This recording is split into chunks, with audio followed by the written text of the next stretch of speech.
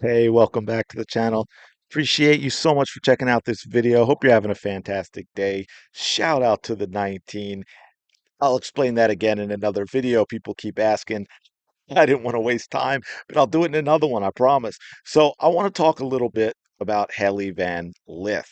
Yeah, I know I did a video of her not that long ago, but seeing this got me thinking about what she went through in the past year or so and playing for LSU and all that. So I kind of wanted to recap that. I mean, this is a young lady who went from 2023 All-American to being the scapegoat at LSU, right? And being blamed for losing in the Elite Eight after they won the title in 23 when she transferred from Louisville.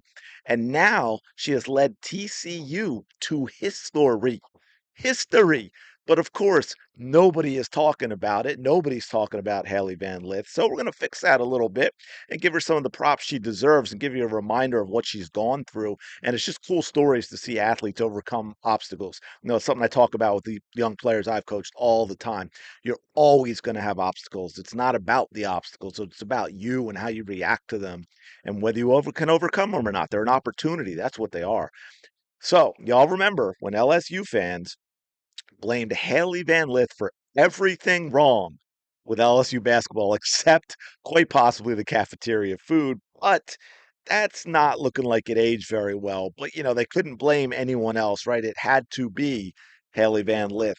But, she transferred to LSU from Louisville. She struggled to fit in. She became the media's punching bag, or at least the LSU fans' punching bag, and the media didn't exactly help.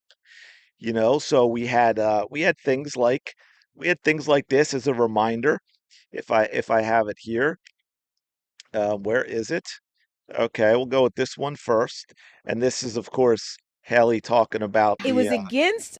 this is So when Haley talking Caitlin about the meat. Clark did the Hold UK, on. There we go. This is Haley. That's just a quick reminder talking about the whole "you can't see me" thing, and we all know what the media did with that, and this is just awesome from Haley.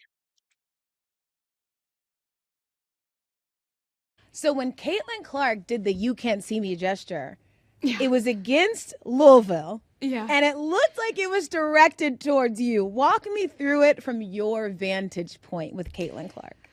It was actually hilarious because right after the game, I texted her and I was like, the media is dumb. I'm sorry. Like, you guys have like, they just make stuff up. And then they just put it all over the internet and everyone thinks it's true. Like, it's just hilarious.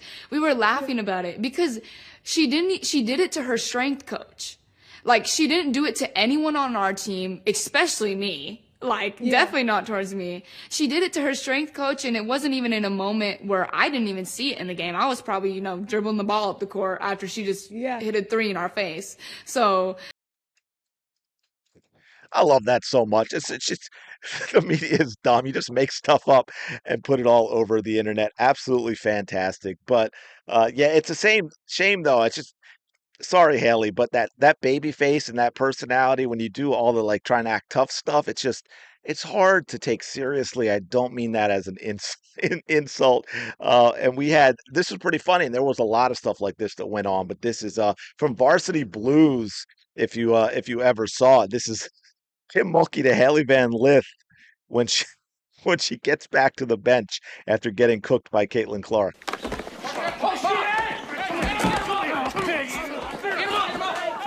And like Varsity Blues, it was probably mostly Kim Mulkey's fault for putting her on Caitlin Clark in the first place by herself. Let's put the 5'7" Hailey Van Lith on an island against the greatest scorer in the history of college basketball, and that is, of course, where you get this. Caitlin Clark once again dancing with the basketballs.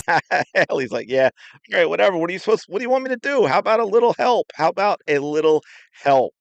And of course, she got unfairly blamed. At least the bulk of the blame went to her on that. But then she ducked out, right? So now she's gone from Louisville, an All-American, to LSU. It didn't work out very well. And then she went to TCU. And a lot of people thought, she's just kind of crawling under a rock because, hey, it's TCU. They hadn't been to an NCAA tournament since what, 2009, 2010? But they'll be going this year, by the way, for the first time in 15 years. And of course, They also have this, which I showed at the beginning. That's right, Hailey Van Lith did that. Maybe she wasn't the issue at LSU. For the first time ever, Big 12 champions. You heard that right. For the first time ever, Big 12 champions. Congratulations to TCU. Congratulations to Hailey Van Lith. It's been a long road, but she went from being Kim Mulkey's afterthought and scapegoat to making history at TCU. Underdog story. We'll see the movie someday, I'm sure. But, hey, LSU, we'll see what happens this year, what excuse they're going to use. But maybe it doesn't matter as much because Angel isn't there. But hey, and then, of course, there's the Page stuff. Page, who was a projected #1 pick. Well, Hailey, I have yet to see in the first round of any mock draft, and there may be one. I mean, I'm sure there are a lot of mock drafts out there, but in all the ones I've seen, about, I don't know, 12, 10, 12, 15 of them, I have not seen them. And yet the stats, let's take a quick look at some of the stats. And I know stats aren't everything, but I've also watched both of them play, and I know the talent around both of them.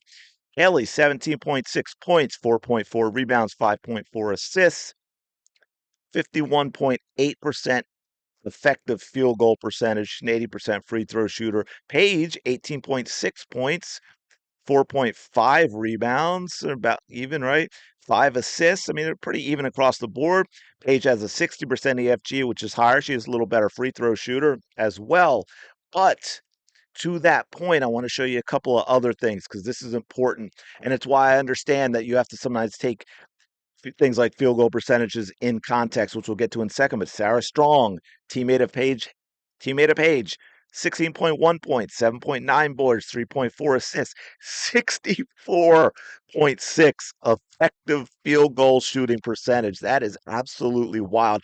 Everyone loves to talk about how efficient Paige Beckers is, yet Sarah Strong wipes her off the map. And then we have Azzy Fudd, almost 13 points a game, couple of rebounds, 1.7 assists, 58.7% effective field goal percentage, almost the same as Page. My point being, like has always been, it's changing a little bit, but UConn has always been the program where all the 5 stars go. Paige Beckers has a whole lot of talent around her that Hailey Van Lith does not have. UConn is a talent factory. Hailey is carrying TCU to history, and that's not a knock on her other players. But my point is, Paige came into a team that is known for winning championships, that is known for sending players to the WNBA and having All Americans and all of that. They're 5-star recruits. While TCU hadn't been to the tournament in 15 years, never won a Big 12 title.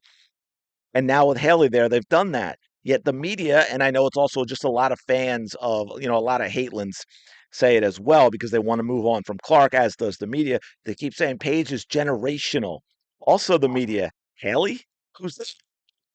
Oh, the girl who shrugged when Caitlin scored on her again. Well, Hailey Van Lith is a 5-time gold medalist with Team USA, 2023 All-American, who again has led TCU to never before reached heights. So why is she not getting the same respect? I don't see her name talked about in any of these end of season awards or the WNBA draft. But hey, we know the sports media loves a predetermined storyline. Paige has been hyped since high school. Even better, Juju Watkins, but that's a story for another day.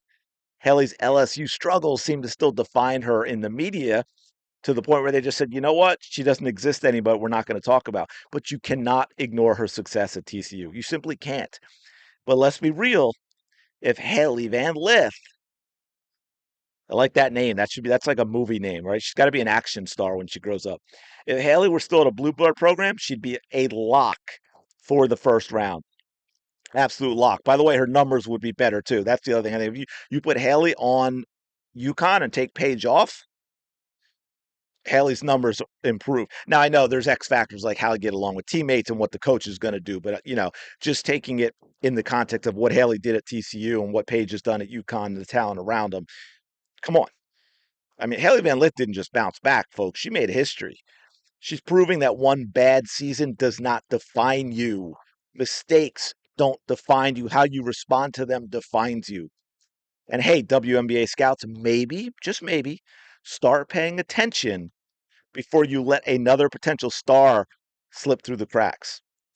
because we all know the WNBA is known for locking out talented players who don't fit their mold.